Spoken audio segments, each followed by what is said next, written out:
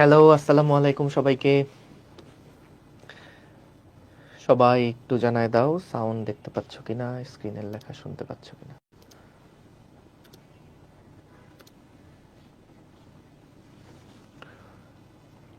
So আমরা আজকে MCQ শুরু করব।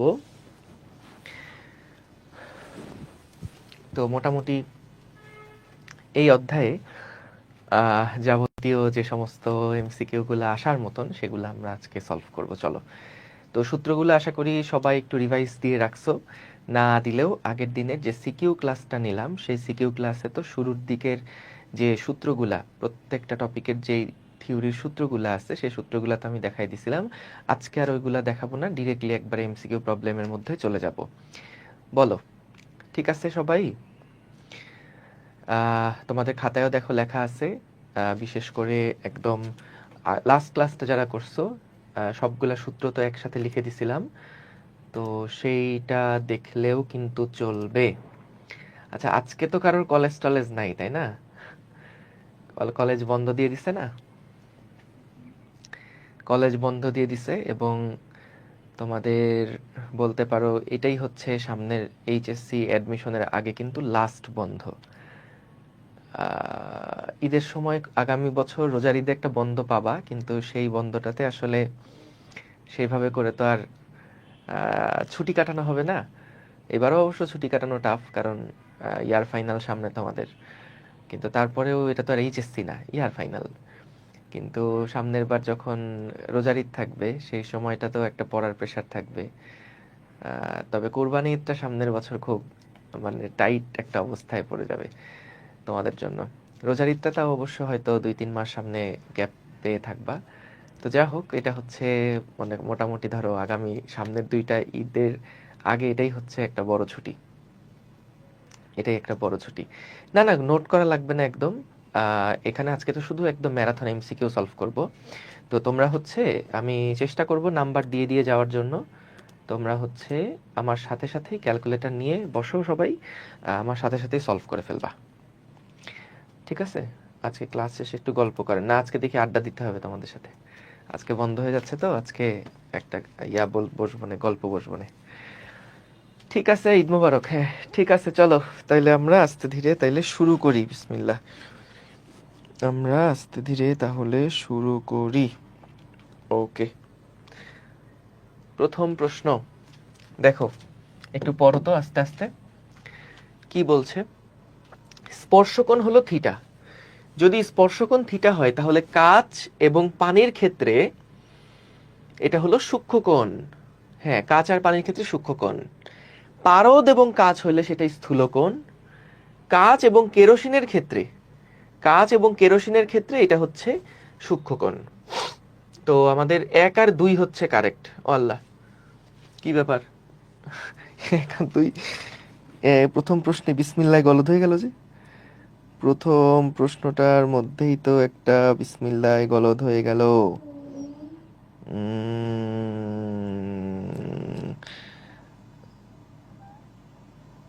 পারদ এবং কাচ, পারদ এবং কাচের ক্ষেত্রে তো, ও আচ্ছা আচ্ছা আচ্ছা, সরি সরি সরি সরি, ছি ছি ছি, ঠিকই তো আছে। দেখো, যদি এটা 90 ডিগ্রি হতো তাইলে এটা ঠিক ছিল, কারণ এটা তো আর স্থূলকোণ নির্দেশ করতেছে না। হায় হায় হায় রে, হায় হায় হায়। এই দেখো, পারদ এবং কাচের ক্ষেত্রে আমাদের হচ্ছে এটা তো 0 থেকে 180, তাই না? এর মধ্যে সূক্ষ্মকোণও আছে, স্থূলকোণও আছে। তো এটা আসলে পারফেক্ট না, মেইনলি এটা হলো শুধু স্থূলকোণের জন্য হলে ঠিক ছিল। এটা হলো স্থূলকোণের জন্য হলে ঠিক ছিল। আর কাচ এবং পানির ক্ষেত্রে এটা হলো সূক্ষ্মকোণ। এটা ঠিক আছে, এটা সূক্ষ্মকোণ, এইটা পারফেক্ট আছে। আর কাচ এবং কেরোসিনের জন্য সূক্ষ্মকোণ, এটাও ঠিক আছে। সো 1 এবং 3 হচ্ছে এটার আনসার। 1 এবং 3 হচ্ছে এটার আনসার, ঠিক আছে? আচ্ছা, গুড। পরের প্রশ্নে যাই। যেসব তরল কাচকে ভেজায় না তাদের ক্ষেত্রে স্পর্শকোণের মান কত হবে? বলো তো এটা কি হবে? যেসব তরল কাচকে ভেজায় না, যেমন পারদ কাচকে ভেজায় না, তাহলে সেটার স্পর্শকোণ কিন্তু স্থূলকোণ, তাই না? স্থূলকোণ। সো 90 ডিগ্রি অপেক্ষা বেশি, 90 ডিগ্রি অপেক্ষা বেশি। কাচকে ভেজায় না, যদি ভেজাইতো তাহলে এটা 90 ডিগ্রি অপেক্ষা কম হতো। আচ্ছা, বিভিন্ন পদার্থের অণুগুলার মধ্যে পারস্পরিক আকর্ষণ বলকে কি বলে? বিভিন্ন পদার্থের অণু, একই পদার্থের অণু না কিন্তু, বিভিন্ন পদার্থের অণুগুলার মধ্যে যে পারস্পরিক আকর্ষণ বল তাকে বলা হচ্ছে আসঞ্জন বল। কারণ আলাদা আলাদা অণুর মধ্যে যে আকর্ষণ বল সেটা হচ্ছে আসঞ্জন বল। ঠিক আছে, আচ্ছা গেল। তারপরে দেখো, এল বাহু বিশিষ্ট বর্গাকার ফ্রেম তরলে নিমজ্জিত করে তোলা হলো। আচ্ছা, এর এক বাহু এক্স দূরত্বে সরাতে কৃতকাজ কত? সো আমাদের দেখো, যখন ওই ফ্রেমটাকে একটা তরলে নিমজ্জিত করে আমরা উঠাবো তখন কিন্তু ওইটার একটা পৃষ্ঠ ওই ফ্রেমের মধ্যে আটকায় যাবে, ওই ফ্রেমের মধ্যে আটকায় যাবে। যদি আটকায় যায় তাহলে আমাদেরকে যেটা বলছে দেখো, যে এর এক বাহু এক্স দূরত্ব সরাতে কৃতকাজ কত করতে হবে। সো মনে করো এইটা হলো গিয়ে আমাদের, কারেন্ট চলে গেছে, এইটা হচ্ছে গিয়ে আমাদের ধরো সেই গেটটা, এইটা হচ্ছে গিয়ে ধরো আমাদের সেই গেটটা। হ্যাঁ, এখানে আমাদের সেই তরলে নিমজ্জিত করার পরে যে ফ্লুইডটা আটকায় গেছে, যে তরলটা আটকায় গেছে, সেটা হলো এইটা। সো বর্গাকার ফ্রেম তরলে নিমজ্জিত করে তোলা হলো, এর এক বাহুকে এক্স দূরত্ব সরাবো, অর্থাৎ এই বাহুটাকে ধরো আমরা এক্স দূরত্ব সরাবো।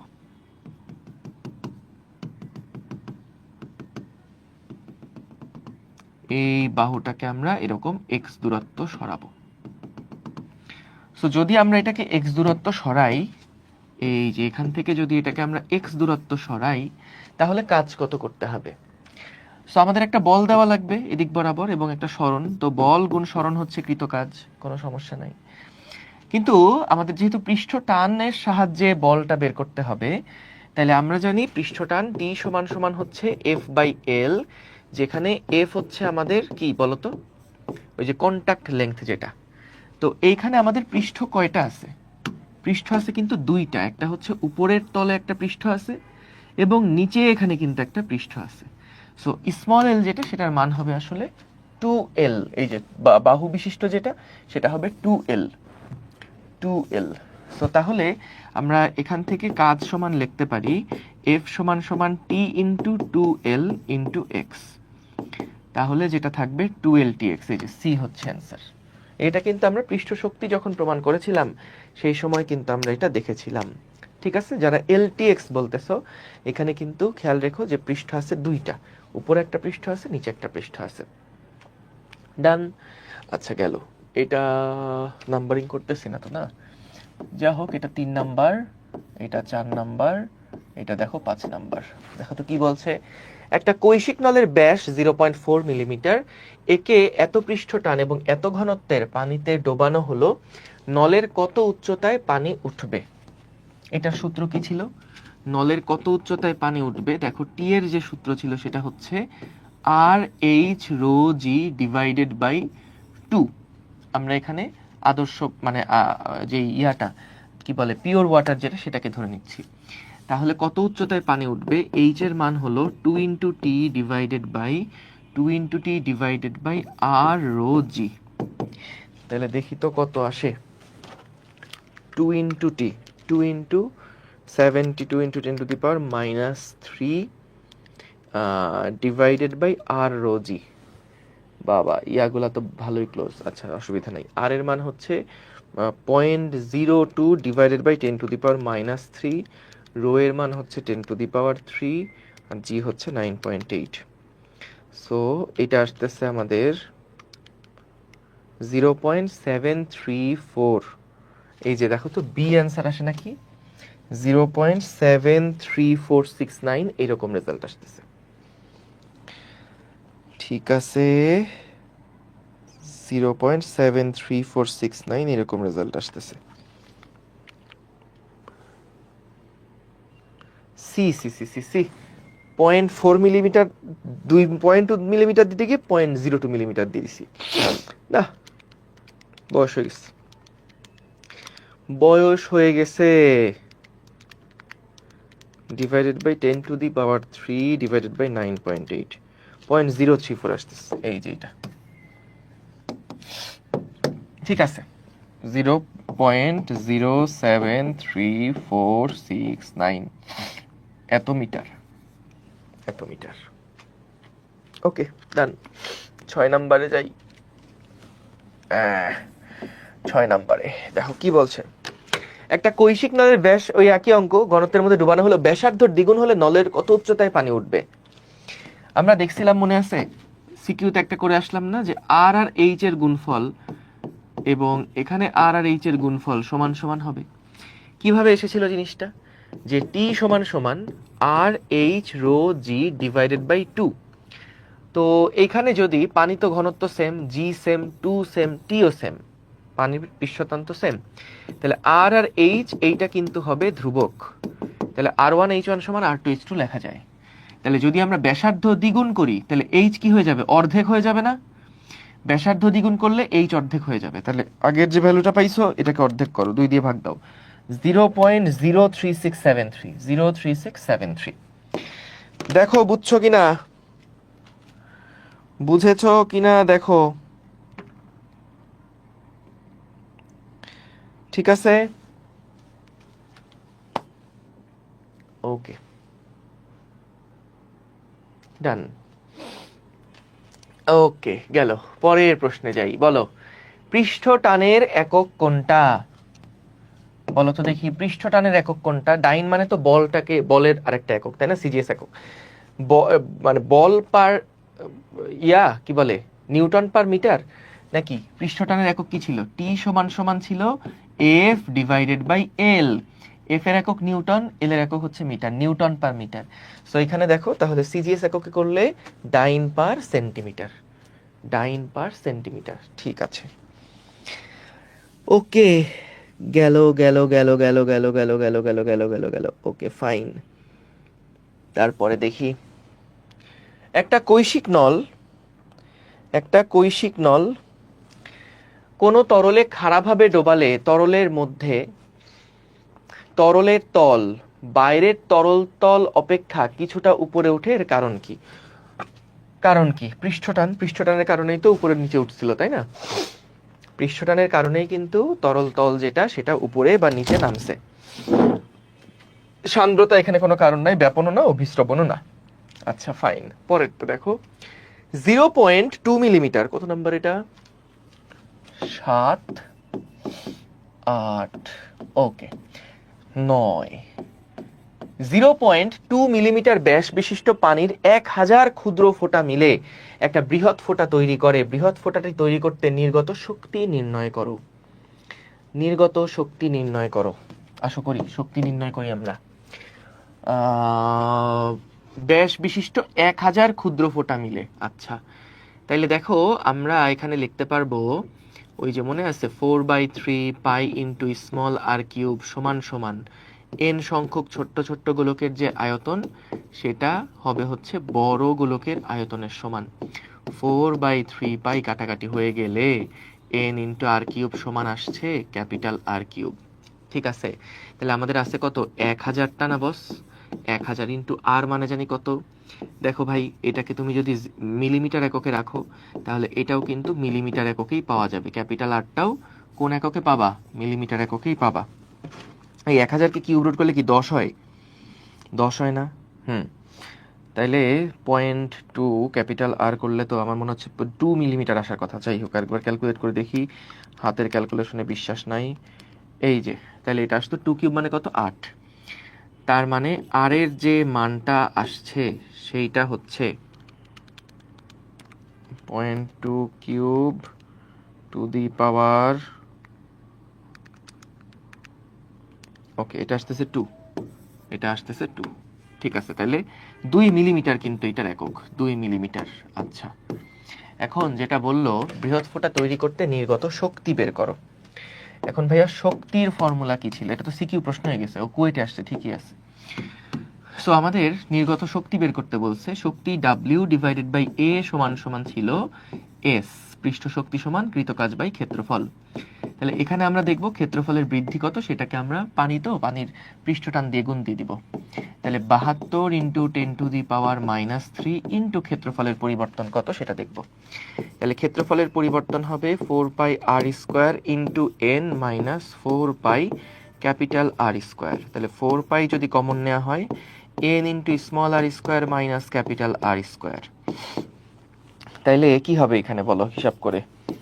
4 পাই, এটা হচ্ছে গিয়ে 1000 ইন্টু এই 0.2 মিলিমিটার। এই 0.2 মিলিমিটারকে আমরা যদি মিটারে কনভার্ট করি, এই যে এটা এত স্কোয়ার মাইনাস হচ্ছে 2 ইন্টু 10⁻³ এত স্কোয়ার। এই যে বুঝছো, just normal Bangla calculation. 0.2 into 10⁻³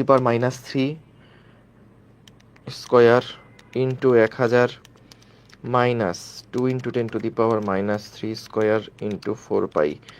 আমি যদি মানে ক্যালকুলেটর যদি আমার সাথে বিট্রে না করে থাকে, তাহলে ভাইয়া এটার মান হচ্ছে এত আসে, ক্ষেত্রফলটা এত আসে। একে যদি আমি 72 ইন্টু 10⁻³ দিয়ে গুণ দেই, তাহলে যেটা আসলো আরকে যেহেতু নিয়ে আসতে হবে, তাইলে আমরা এটাকে 10⁻7 দিয়ে গুণ দিব।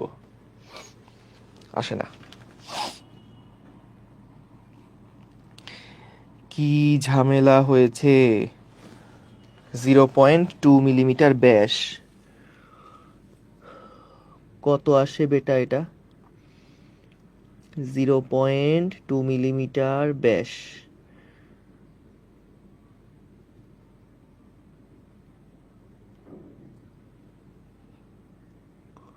কোথায় ভুল করে ফেললাম? দাঁড়াও, ক্যালকুলেশনে কি মিস্টেক করলাম? কোথায় ক্যালকুলেশন মিস্টেক করেছি দেখি তো। হি হা হা হা হা হা হা হা। ক্যালকুলেটরই আমার সাথে বিট্রে করলো। না, আসলে এভাবে করে আর হয় না, এভাবে করে আর হয় না। জীবনে ক্যালকুলেটর আমাকে অনেক অনেক ধোঁকা দিয়েছে,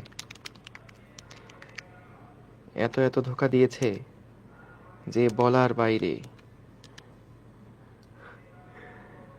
ঠিক আছে, ইন্টু 72 ইন্টু 10⁻³ কি ব্যাপার? আমার তো ক্যালকুলেশন তো আবারও একই জিনিস আসলো। ঝামেলা কি করলাম?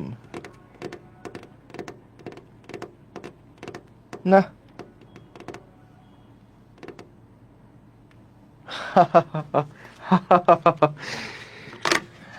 আমি চলে যাই, তোমরাই করো। আমি চলে যাই, তোমরাই করো। উজবুক কোথাকার। না, আসলে এভাবে করে আর হয় না। হতাশ হয়ে যাচ্ছি, হতাশ। হাই বেটা,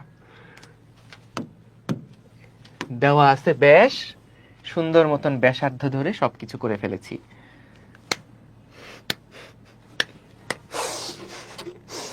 কি আর বলবো বলো? কিছু বলার আছে?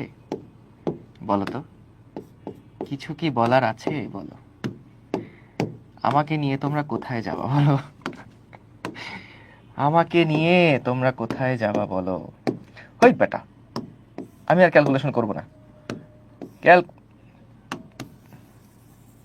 আমি আর ক্যালকুলেশন করব না, ক্যালকুলেশন শেষ।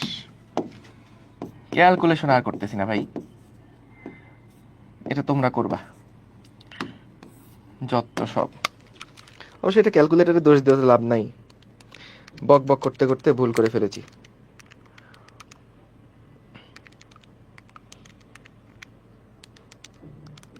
C C C C C C C C C C. এই যে 81.43 আসে, 81.43 আসে, 81.43 বা 46 এরকম কিছু একটা, ঠিক আছে। সো এটা কিন্তু ডেল্টা এরিয়া যেটা পাবো এটা কিন্তু জুলে আসবে, আর কে কনভার্ট করতে গেলে ইনটু 10⁻7 দিতে হবে, বুঝছো? ঠিক আছে, ওকে। জাহিদ হাসান, স্প্যামিং করো না, স্প্যামিং করো না বেটা, স্প্যামিং করো না, খুব বিপদে আছি এমনিতেই, ক্যালকুলেশন মিলতেছে না, খুবই বিপদে আছি, তার মধ্যে আবার স্প্যামিং করতেছো। দেখো, প্রতিটা এত মিটার ব্যাস বিশিষ্ট, প্রতিটা এত মিটার ব্যাস বিশিষ্ট পানি 1000 ক্ষুদ্র ফোঁটা মিলে বৃহৎ ফোঁটা তৈরি করলো। বৃহৎ ফোঁটার ব্যাসার্ধ কত? এই যে ক্যাপিটাল আর কিউব সমান সমান হচ্ছে n ইন্টু স্মল আর কিউব। তাহলে বৃহৎ ফোঁটার ব্যাসার্ধ হচ্ছে এই যে √/n এই যে এত ইন্টু ব্যাসার্ধ চাইছে, সাবধান ব্যাসার্ধ চাইছে, 10⁻⁻⁴ ডিভাইডেড বাই 2। কি একটা অবস্থা!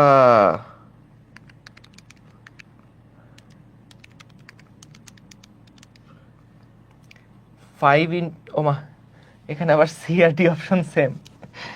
যা হোক, বিপদ যখন আসে সব দিক দিয়েই আসে। শোনো, যদি আসলে কখন এরকম দেখো সি আর ডি সেম অপশন, অবশ্যই সিটা দেখাবা, বুঝছো? অবশ্যই সিটা দেখাবা, শুরুতে যেটা থাকবে ওইটা দেখাবা। মেডিকেলের প্রশ্ন। আচ্ছা দেখি তো আসলে কি আমার টাইপিং এ ভুল হয়েছে নাকি এটা অপশনটাই এরকম ভুল ছিল। না, এটা -2 ছিল, এই পাশে -2 ছিল। হ্যাঁ, পরেরটা হচ্ছে -2 ছিল, এই জায়গাটা হচ্ছে -2 ছিল। যা হোক, প্রিন্টিং মিস্টেক। 11 নাম্বার কি বলছে? এই বি সেটা অন্য জিনিস, নাম্বারিং করছে এবার। 3 × 10⁻³ মিটার ব্যাসার্ধের একটা সাবানের বুদবুদের পৃষ্ঠ শক্তি নির্ণয় করো। সাবানের মিশ্রণে পৃষ্ঠ টান 20 × 10⁻³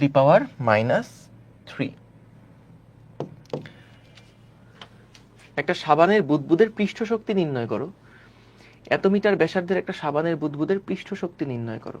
দেখো, তাহলে আমরা এখান থেকে পৃষ্ঠ শক্তি W = S × ΔA করব। S এর মান হচ্ছে 20 × 10⁻³ এখন ভাই খেয়াল রেখো, এটা বলছে সাবান।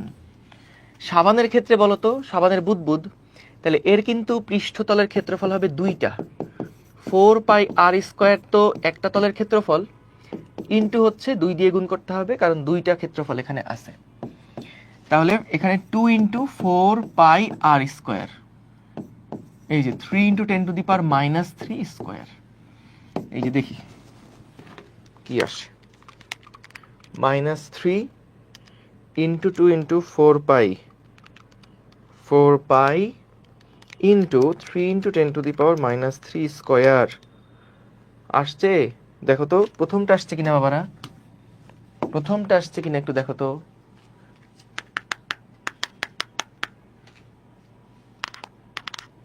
ঠিক আছে, প্রথমটা আসছে কিনা দেখো। ঠিক আছে, পরেরটায় যাই। 12 নাম্বার দেখো, একটা সাবানের বুদবুদকে 1 সেন্টিমিটার ব্যাস হতে ধীরে ধীরে আকৃতি বৃদ্ধি করে 10 সেন্টিমিটার ব্যাসে পরিণত করা হলো। কৃত কাজের পরিমাণ কত হবে নির্ণয় করো। তো কি সাবানের বুদবুদকেই? আচ্ছা ঠিক আছে, তো 1 সেন্টিমিটার ব্যাস থেকে আকৃতি বৃদ্ধি করে 10 সেন্টিমিটার ব্যাসে পরিণত করা, আবার ব্যাস দেওয়া আছে, মন চাই ঘুষি মারতে। আচ্ছা, সো আমাদের ক্ষেত্রফলের যে পরিবর্তনটা হবে সেটা হচ্ছে, আমরা আগে 2 দিয়ে গুণ দিয়ে রাখি কারণ এপিটোপিটের হিসাব হবে। আচ্ছা, সো 4π বড় r² মাইনাস হবে 4π ছোট r²। ঠিক আছে, আচ্ছা, এবং দেখো এটা কেন 2 দিয়ে গুণ দিছি, কারণ ভিতরের তল যেটা সেটাও কিন্তু পৃষ্ঠতলের ক্ষেত্রফল বাড়তেছে, বাইরের তল যেটা সেটাও কিন্তু পৃষ্ঠতলের ক্ষেত্রফল বাড়ছে। আচ্ছা ভাইয়া ঠিক আছে, আপনি যা বলবেন তাই সত্য।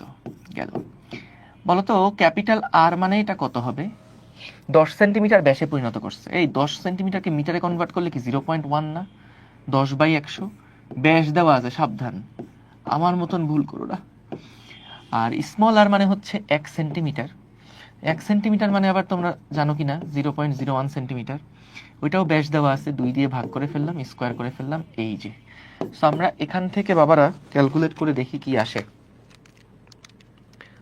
0.1/2 স্কোয়ার মাইনাস 0.01/2 স্কোয়ার ইন্টু 8π।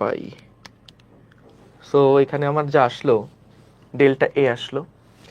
এবার সাবানের পৃষ্ঠটানের সাথে গুণ দিতে হবে, 25 × 10⁻³ 1.56 × 10⁻³ আসলো। ও মা,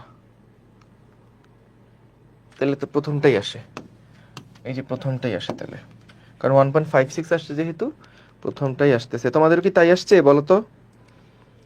তোমাদেরও কি তাই এসেছে? 1.555 আসছে, হ্যাঁ ঠিক আছে, ঠিকই আছে, ঠিকই আছে, ঠিকই আছে, হ্যাঁ পারফেক্ট। ওকে, গেল। পরেরটাই আসি, 13 নাম্বার। 13 নাম্বার দেখো, প্রতিটা এত ব্যাস বিশিষ্ট পানির 1000 ক্ষুদ্র ফোঁটা মিলে বৃহৎ ফোঁটা তৈরি করলো, বৃহৎ ফোঁটার ব্যাসার্ধ কত? করে ফেলবা, এটা হোমওয়ার্ক।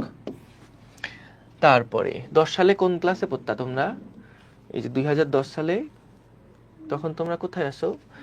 10 সেন্টিমিটার ব্যাসার্ধের একটা পারদ ফোঁটাকে 10⁶ সংখ্যক সম আয়তন ফোঁটায় বিভক্ত করা হলো, এতে কি পরিমাণ কাজ সম্পাদিত হবে?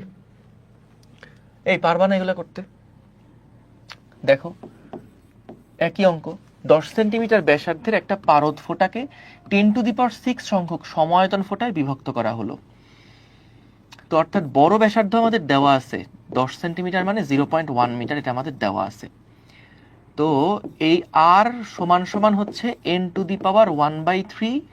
ইন্টু স্মল আর। তাহলে স্মল আর সমান কত হয় দেখো, স্মল আর সমান কত হবে দেখো, এটা হবে 0.1 ডিভাইডেড বাই 10⁶ টু দি পাওয়ার, এই যে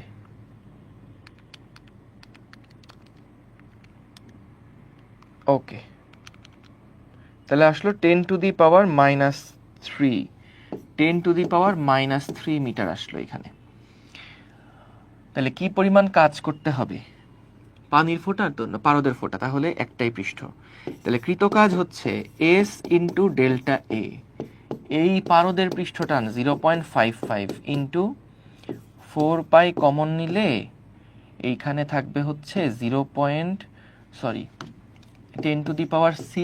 ইন্টু 10⁻³ এত স্কোয়ার মাইনাস 0.1 স্কোয়ার। তাহলে কি আসলো, এটা কি করলাম, 10⁻³ হচ্ছে ওই যে 4 পাই স্মল আর স্কোয়ার, এটা কতগুলা ছিল n সংখ্যক, মাইনাস হচ্ছে 0.1 স্কোয়ার হলো আমাদের ওই যে বড় যেটা ছিল সেটার। ঠিক আছে, ভুল গেলে তোমাদের দোষ, ভুল যদি যায় কোনো ক্যালকুলেশনে এটা সম্পূর্ণ দায় দায়িত্ব কিন্তু তোমাদের। আমি টিচার মানুষ, আমি ভুল করতেই পারি, তোমরা কেন ভুল করবে? হ্যাঁ দেখো তো ভাইয়া, এইটা আসতেছে 6.84, ইয়াল্লা আল্লাহ, আবার কি আকাম করলাম, দাঁড়া বেটা আমি ক্যালকুলেশন ছেড়ে দিই, ক্যালকুলেশন মনে হয় আমার দিয়ে আর হবে না, শেষ, বয়স হয়ে গেছে।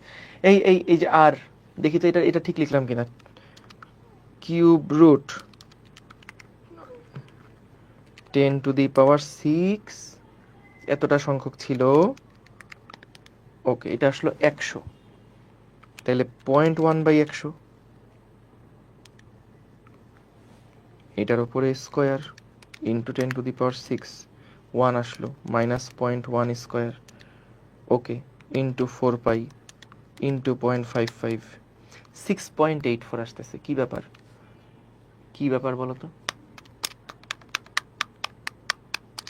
6.84 আসতেছে কেন?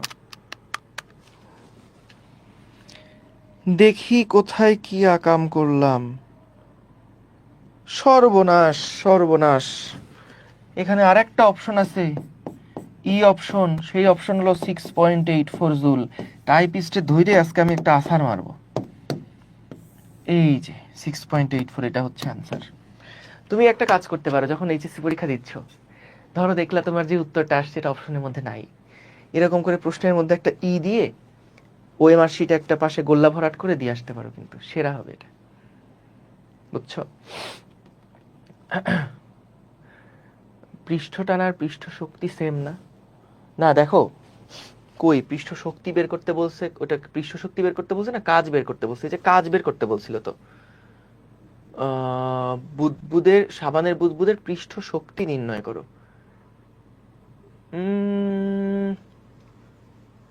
দেখো পৃষ্ঠ শক্তি আসলে কি, এটা অবশ্য না, তুমি যেটা বলছো এটা খারাপ বলো নাই, সাবানের বুদবুদের পৃষ্ঠ শক্তি বের করতে বলছে, পৃষ্ঠ শক্তি বের করতে বলছে, কাজ তো বের করতে বলে নাই। পৃষ্ঠ শক্তি মানেই তো আসলে, হ্যাঁ ঠিকই বলছো, যে একক ক্ষেত্রফল বৃদ্ধিতে যে ডাব্লিউ, তাহলে সেই হিসাব করলে অ্যান্সার তো 20 × 10⁻³ আসা উচিত। একটা ভালো কথা বলছো তো তুমি। এত মিটার ব্যাসার্ধের একটা সাবানের বুদবুদের পৃষ্ঠ শক্তি নির্ণয় করতে বলছে, রাইট? তো তাহলে তো এটার উত্তর নান। পৃষ্ঠ শক্তি বের করতে বলছে, সাবানের বুদবুদের পৃষ্ঠ শক্তি। পৃষ্ঠ শক্তি আর পৃষ্ঠটান তো same. Thank you so much, very good. তাই তো, পৃষ্ঠ শক্তি তো আর ইয়া না। যদি বলতো টোটাল কতটুকু শক্তি জমা আছে, সেটা হইতো যে এটা টোটাল কতটুকু পৃষ্ঠ মানে পৃষ্ঠে কতটুকু শক্তি জমা আছে বা পৃষ্ঠের বিভব শক্তি কত, তাইলে হচ্ছে এটা দেওয়া যাবে। কিন্তু যেহেতু বলছে বুদবুদের পৃষ্ঠ শক্তি নির্ণয় করো, তাহলে পৃষ্ঠ টান আর পৃষ্ঠ শক্তি সংজ্ঞায়িত ছিল একক ক্ষেত্রফল বৃদ্ধিতে কৃত কাজ, যেটা পৃষ্ঠ টানের সমান। সো তাহলে 20 × 10⁻³ এটাই হবে। ভালো বলেছো Sarika Saharin, thank you, good, ধন্যবাদ। এই জন্য আমি লাইভে করতে চাই, রেকর্ড করলে খবর হয়ে যেত। দেখো, যদি 27টা একই আকারের ক্ষুদ্র ধাতব গোলককে গলাইয়া, এটা আবার কি গলাইয়া, হঠাৎ করে সাধু ভাষা ব্যবহার করে ফেললো। 27টা একই আকারের ক্ষুদ্র ধাতব গোলককে গলাইয়া একটা গোলকে পরিণত করা হলো, তবে উহার ব্যাসার্ধ ছোট গোলকের কত গুণ হবে? ছোট গোলকের কত গুণ হবে? গলাইয়া করছে, বুঝছো? 27টা একই আকারের ক্ষুদ্র ক্ষুদ্র গোলককে, এই যে ক্ষুদ্র ক্ষুদ্র গোলককে ইয়া করছে, তাইলে কত গুণ হবে? 27 তাহলে কত? 3 না? 3 গুণ হয়ে যাবে। এই যে ছোট ব্যাসার্ধের 3 গুণ হয়ে যাবে, 3 গুণ হয়ে যাবে। ঠিক আছে ভাইয়া, ভিডিও করে দিয়ে নাসার মারবে যে এটা। আচ্ছা ঠিক আছে, তোমাদের ওই মারে তো 4টা অপশন থাকে না, এটা মনে হয় এটা হচ্ছে যে কুয়েটের প্রশ্ন। তো কুয়েটে ওই যে 5টা অপশন থাকে, 5টা অপশন থাকে, চুয়েটেও 5টা অপশন থাকে, তো ওই আবার সাস্টেও 5টা অপশন থাকে। আমি যেটা বলছি মজা করে বলছি, কিন্তু আসলে কেউ আবার সত্যি সত্যি যে ভাইয়া ঠিক আছে ওই মারের পাশে একটা গোল্লা করে তারপরে দিয়ে দিই, এই কাজ করো না। উত্তর থাকবে, 4টা অপশন থাকলে ওর মধ্যেই উত্তর থাকবে, চিন্তার কিছু নাই। আসো পরের প্রবলেমটা দেখি। কোন ধর্মের কারণে পানির ফোঁটা গোল আকৃতির হয়? পৃষ্ঠটানের কারণে না? কারণ পৃষ্ঠটানের কারণেই তো ওই যে সবগুলা পৃষ্ঠের থেকে ভিতরের দিকে আসতে চায় এবং এটা একটা গোল শেপ তৈরি করে। ঠিক আছে, আচ্ছা ঠিক আছে, গেল। পরের প্রশ্নে যাই। পানির পৃষ্ঠটান এত হলে তার পৃষ্ঠ শক্তি কত হবে? এই যে 0.06, পৃষ্ঠটানের মান যা, পৃষ্ঠ শক্তির মানও কিন্তু তাই হবে। তলের পৃষ্ঠটান নির্ভর করে কিসের উপরে বলো তো? এইটা বলো তো আমাকে দেখি। তলের পৃষ্ঠটান নির্ভর করে কিসের উপরে বলো? বলো, তলের পৃষ্ঠটান কিসের উপরে নির্ভর করে?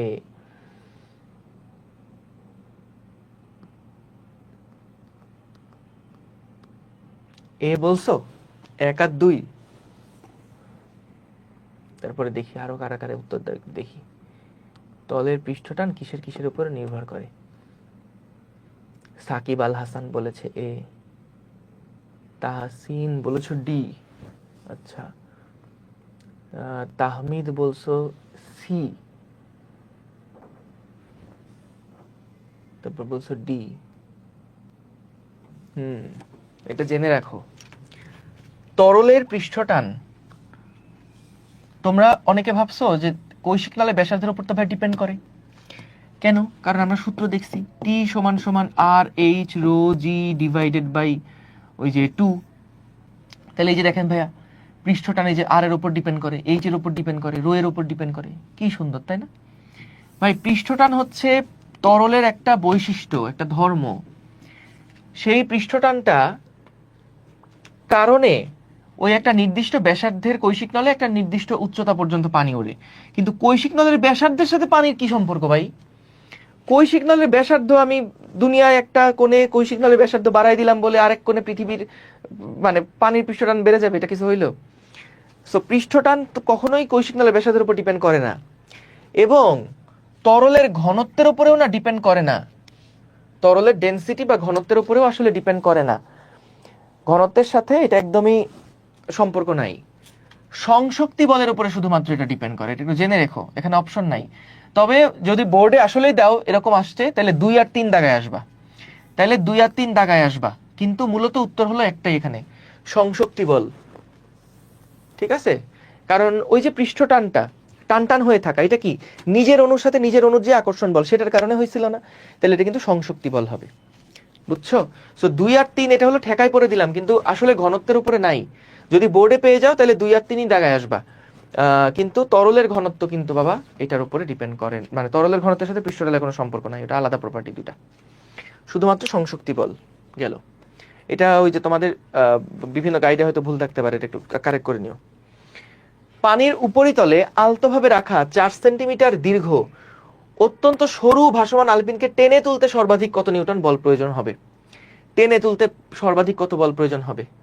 যদিও এখানে সর্বাধিক বলের ক্ষেত্রে অবশ্যই আলপিনটার নিজের ওজনটা দেয়া থাকা উচিত, কিন্তু এখানে যেহেতু ওজন দেওয়া নাই, আমরা ওজনটাকে নেগলিজেবল চিন্তা করতেছি, তাহলে এখানে আমাদের যে ওই আলপিনটাকে তোলার জন্য যে কাজ করতে হবে, আলপিনটাকে তোলার জন্য যে কাজ করতে হবে সেটা হচ্ছে উপরের দিকে এফ দেওয়া লাগবে টি ইন্টু 2L। তাহলে টি এর মান হচ্ছে 72 ইন্টু 10⁻³ বুঝছো? 2 ইন্টু স্মল এল মানে কত? 4 সেন্টিমিটার, মানে এই যে 4/100। দেখি কত আসে। 8/100 ইন্টু 72 ইন্টু, আরে না, ক্যালকুলেটরও আমার মতো বয়স হয়ে গেছে, 5.76 ইন্টু 10⁻³ আমার ক্যালকুলেটর যদি ভন্ডামি না করে থাকে তাইলে ভাইয়া এইটাই, এই যে 5.76 10⁻³ ঠিক আছে? ওকে। বৃষ্টির একটা বড় ফোঁটা ভেঙে অনেকগুলো ছোট ফোঁটায় পরিণত হলে ফোঁটাগুলোর সর্বমোট ছোট ফোঁটায় না, বড় ফোঁটা ভেঙে ছোট ফোঁটায় হয়ে গেলে ক্ষেত্রফল বৃদ্ধি পাবে। আচ্ছা গেল। পৃষ্ঠ শক্তির একক কোনটা?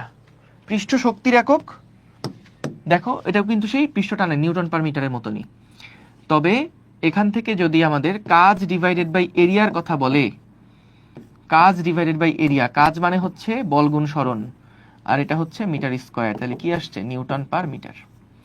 অথবা এটাও হতে পারতো জুল পার মিটার স্কয়ার, তাই না? অথবা নিউটন পার মিটার, যেটা সেটা। ঠিক আছে, পৃষ্ঠ শক্তির একক নিউটন পার মিটার। ঠিক আছে। ওকে, এই বি দেখাচ্ছ কেন তোমরা? কোনটা আগের উত্তর দিচ্ছ নাকি বি? আচ্ছা হ্যাঁ, সিটা বলো, পরেরটার উত্তর। ওকে গেল। পৃষ্ঠ টান এবং পৃষ্ঠ শক্তির মধ্যে সম্পর্ক, পৃষ্ঠ টান এবং পৃষ্ঠ শক্তির মধ্যে সম্পর্ক ই সমান সমান টি। পানির উপরিতল থেকে 0.5 মিটার লম্বা আনুভূমিক তারকে টেনে তুলতে ওজন সহ সর্বাধিক এত নিউটন বলের প্রয়োজন হয়। পানির পৃষ্ঠ টান তাহলে কত? তারের ওজন সহ সর্বাধিক এত নিউটন বলের প্রয়োজন হয়। ওজনটাকে আমরা এখানে নেগলেক্ট করতে হবে আর কি, তাছাড়া তো উপায় নাই, ওজন তো দেওয়া নাই এখানে। ওজন যদি দেয়া থাকে তাহলে আমাদের কিন্তু এমজি এর সাথে ওই পৃষ্ঠটানজনিত বল অ্যাড করতে হবে। ওজন যেহেতু দেওয়া নাই, তার মানে ধরে নিচ্ছি যে এটা নেগলিজেবল ওজন আর কি। সো তাইলে দেখো যে ওই যে এফ সমান সমান যেটা দেওয়া আছে সেটা হচ্ছে 2TL, তাই না বাবা? টি এর মান তাহলে কি হবে? F/2L। এফ এর মান হচ্ছে 72.8 ইন্টু 10⁻³ 2 ইন্টু 0.5। হাই সেরা, তাহলে 72.8 ইন্টু 10⁻³ এটাই তো হচ্ছে, এই যে, কারণ 2 আর 0.5 হাফ, 2 কাটাকাটি হয়ে গেল, এটাই থাকছে। ডান। কোন তরলের পৃষ্ঠের ক্ষেত্রফল 1 একক বৃদ্ধি করতে কাজকে বলা হয় পৃষ্ঠ শক্তি। পৃষ্ঠ শক্তি। ওকে গেল। পরেরটা, পানির পৃষ্ঠটান কোনটা? 72 ইন্টু 10⁻³ গেল। প্রভাব গোলকের ব্যাসার্ধ কোনটা? এগুলা কিন্তু বই রিডিং পড়তে হবে, বারবার বলতেছি। তবে যেগুলা দেখবা বারবার আসতেছে ওইগুলা তুমি এই যে বিগত বছরের প্রশ্ন সলভ করলে যেগুলো বারবার আসছে এগুলো ভালোভাবে গেঁথে নাও মাথার মধ্যে। কিন্তু তারপরে বই পড়ার কোনো বিকল্প নাই, এখানে বই কিন্তু পড়তেই হবে। আর কয়টা ক্লাস লাগবে? আজকের ক্লাস করলে আমাদের এই শেষ, board standard, college standard preparation done. এরপরে আমরা কিছু অ্যাডভান্স প্রবলেম করব যেগুলো হচ্ছে অ্যাডমিশনের জন্য আর কি। তবে ওইটা আপাতত মানে সামনে রেখে না করলেও সমস্যা নাই, প্যারা নিও না। আচ্ছা গেল। পরেরটা, কোন তরলের পৃষ্ঠশক্তি সংখ্যাগতভাবে পৃষ্ঠটানের সমান, তাই না? সংখ্যাগতভাবে পৃষ্ঠটান পৃষ্ঠশক্তি সমান। পানির পৃষ্ঠটান হ্রাস পায় কখন? পৃষ্ঠটান কমে যায় হচ্ছে তাপমাত্রা বৃদ্ধি পেলে, সাবানের ফেনা মেশালে। ইয়েস, তাহলে 2 আর 3 হচ্ছে উত্তর। 2 আর 3 হচ্ছে উত্তর। বুঝতে কি পেরেছি আমরা? দাঁড়াও, তাও আর একবার চেক দিয়ে নেই। বুঝতে কি পেরেছি আমরা?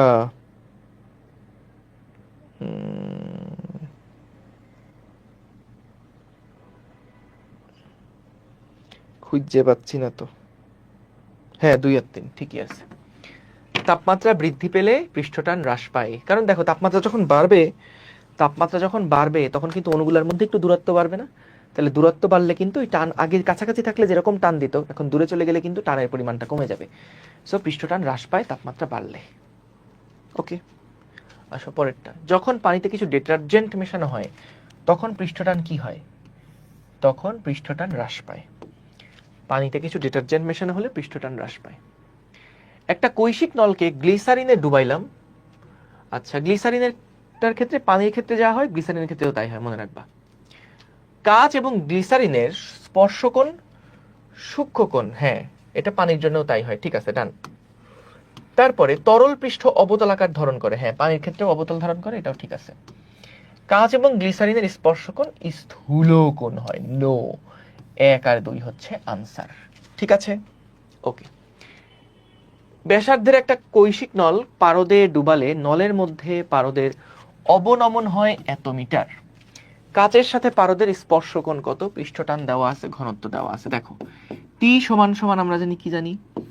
আর H rho G divided by 2 cos theta, divided by 2 cos theta. আমাদেরকে বলেছে কস থিটার মান কত বের করতে। তাহলে R H rho G divided by 2 T করব। আসো দেখি, 0.5 into 10 to the power -3। H এর মান কত? এইচ এর মান মাইনাস, কারণ অবনমন বলে মাইনাস দিচ্ছি, 6.753 ইন্টু 10 টু দি পাওয়ার -3। ওকে, ঘনত্ব 13.6 ইন্টু 10 টু দি পাওয়ার -3, তারপরে হচ্ছে into 9.8 divided by 2 divided by 0.47। এইটার এখন কজ ইনভার্স নাকি করতে হবে।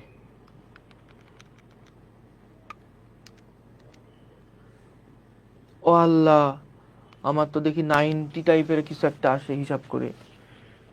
এ কি কাহিনী, কি হলো পায়া? 10 টু দি পাওয়ার -3 ইন্টু, আজকে কি জানি হইছে, কি জানি একটা হইছে, ক্যালকুলেশন আর মিলতেছে না। রো এর মান কত? 13.6 into 10 to the power -3, 9.8 divided by 2 divided by 0.47। ইয়াল্লাহ, এখন দেখি আবার আরেক রেজাল্ট আসলো, 89 পয়েন্ট সামথিং আসতেছে। কি রে ভাই, কি করলামটা কি আসলে, মিলে না কেন উত্তর? 6.75 10 টু দি পাওয়ার -3 ঠিক আছে, 0.47 নিউটন পার মিটার ঠিক আছে। ঘনত্ব, আস্তাগফিরুল্লাহ আস্তাগফিরুল্লাহ আস্তাগফিরুল্লাহ, আমিও কি কি হিসাবে এটা -3 চিন্তা করে দিলাম। এটা কোনো কথা? টাইপিস্ট, দাঁড়া, তুই দাঁড়া, খালি তুই দাঁড়া, আমি আসতেছি। না না, তুই দাঁড়া দাঁড়া, ওইখানেই দাঁড়া, তোরে আমি আজকে খাইছি। আজকে তোর একদিন আর আমার 10-12 দিন শেষ। মায়ের একটা মাটিতে পড়বে না এখন আর। মায়ের কত করে বললাম যে কালকে রাত্রে কয়টা টাইপ করতে দিয়ে বললাম যে ভুল করিস না, এগুলা ভুল করিস না, একটু আস্তে ধীরে কর, ভুল করিস না টাইপ করতে।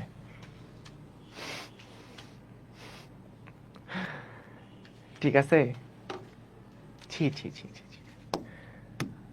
তবে এটা যখন ডেটা দেওয়া আছে তখন কিন্তু আর ওই মাথায় কাজ করে না যে ডাটা ঠিক ভুল আছে না ঠিক আছে। তো ডেটা যখন দেওয়া আছে প্রশ্নের মধ্যে তখন তো আর ওই জিনিস হুঁশ থাকে না। সবার অঙ্ক মিলে ভাইয়ার অঙ্ক মিলে না, না আর আসলে সহ্য হচ্ছে না। গেল, পরেরটা দেখি কি বলতেছে। একটা কৈশিক নলের ব্যাসার্ধ দেওয়া আছে, একে এত পৃষ্ঠ টান এবং এত ঘনত্বের তেলের মধ্যে ডুবালে কৈশিক নলে কত উচ্চতায় তেল উঠবে। টি সমান সমান R H rho G divided by 2 cos theta. কত উচ্চতায় পানি উঠবে বলো? এই যে 2t cos theta divided by R rho G. তাহলে বসাও ভ্যালু, এইটা হোক অ্যাটলিস্ট, এইটা অ্যাটলিস্ট হোক প্লিজ। কি বলছে, কত উচ্চতায়? ইয়া উঠবে, নলের ব্যাসার্ধ এত, পৃষ্ঠ টান দেওয়া আছে, এটা এটা অ্যাটলিস্ট হ বাবা প্লিজ, এটা অ্যাটলিস্ট হ। আর এর মান কত? ব্যাসার্ধ দেওয়া, সাবধান, two the power -2, okay, two the পাওয়ার -2। তারপর ঘনত্ব কত? 1000, 9.8। এইচ এর মান এসেছে, আচ্ছা দাঁড়াও, এইটা তো মিটারে আসলো, যদি এটাকে মিলিমিটারে কনভার্ট করি তাহলে 9.588 মিলিমিটার। ইয়েস, আশা করি এটা হয়েছে। দাঁড়াও তাও উত্তরটা দেখি। 9.588 মিলিমিটার। হাই সেরা, সাবাস। আজকে আজকে এই প্রথমবারের জন্য মনে হয় ক্যালকুলেশনে উত্তর পাইছি, মিলছে। ঠিক আছে, ওকে, ডান। যাক, আলহামদুলিল্লাহ। মধুর আর কোনো অঙ্ক পারা লাগবে না। মধুর কি, মধুর ধর্ম কোনটা? দৃঢ়তা মধুর ধর্ম, আসার দিব একটা। সান্দ্রতার পৃষ্ঠটান 2 আর 3, ঠিক আছে, গেল। ইটা সান্দ্রতাঙ্ক বিশিষ্ট মাধ্যমে আর ব্যাসার্ধের একটা গোলাকার বল ভি প্রান্তিক বেগে পড়লে ক্রিয়াশীল সান্দ্র বল কি হবে? ওই 6 পাই আর ইটা ভি, 6 পাই আর ইটা ভি। তাহলে দেখো এফ হচ্ছে আর এর সাথে সমানুপাতিক আর ভি এর সাথে সমানুপাতিক, এই যে, ঠিক আছে, 6 পাই আর ইটা ভি সান্দ্র বল, এই যে গোলক বলছে না, তাহলে 6 পাই আর ইটা ভি, আর এর সাথে সমানুপাতিক, ভি এর সাথে সমানুপাতিক। ওকে, কোন নির্দিষ্ট স্থানে কৈশিক নলে উত্থিত পানির উচ্চতা এবং কৈশিক নলের ব্যাসার্ধ বলতো এইচ আর আর এর গুণফল কি কনস্ট্যান্ট ছিল না? তার মানে এইচ হচ্ছে কনস্ট্যান্ট ইনটু 1/r। এটা কিসের সমীকরণ? এইচ বাড়লে আর কমবে, এইচ বাড়লে আর কমবে, এবং এটা কিন্তু কোনো সরল রেখা না, এটার গ্রাফটা ওই যে পিভি ডায়াগ্রামের মতন, একটা বাড়লে আর একটা কমবে, ওই যে কি বলে আয়তাকার অধিবৃত্ত বা রেক্টেঙ্গুলার হাইপারবোলা। তাহলে এই যে এইচ এর সাথে আর এর সম্পর্ক এইরকমটা হবে, কোনো সরলরেখা হবে না, কোনো সরলরেখা হবে না। এটা তো আর বাড়ার সাথে সাথে এইচ বাড়তেছে, একটা বাড়লে আর একটা কমবে হবে আর কি, ঠিক আছে। ওকে, পরেরটাই যাই। যে সমস্ত তরল দ্বারা কাঁচ ভিজে না তাদের স্পর্শকোণ হচ্ছে, ভিজবে না, স্থূলকোণ, ভিজলে সূক্ষ্মকোণ। হ্যাঁ ঠিক আছে। চিত্র অনুসারে সংশক্তি বল বড়, আসঞ্জন বল ছোট। দেখো ভাইয়া, এইটা দেওয়া আছে 60 ডিগ্রি, বলো তো এটা কি আমাদের স্পর্শকোণ দেওয়া? এটা কি স্পর্শকোণ দেওয়া? জি না।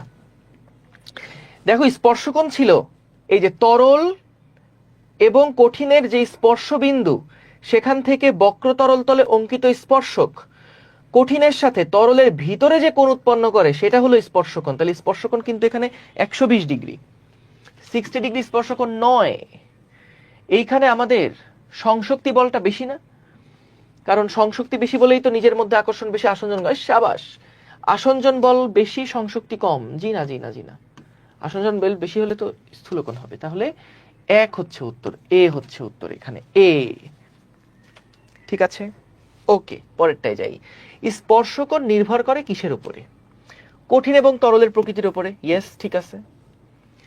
তরলের উচ্চতার উপরে কেন স্পর্শকোণ ডিপেন্ড করবে? না, কঠিন তরলের বিশুদ্ধতার উপরে ডিপেন্ড করে। হ্যাঁ ঠিক আছে, পিওর পানি হলে একরকম হবে, আর যদি ইমপিওর পানি হয় তাহলে কিন্তু এটা আরেক রকম হবে।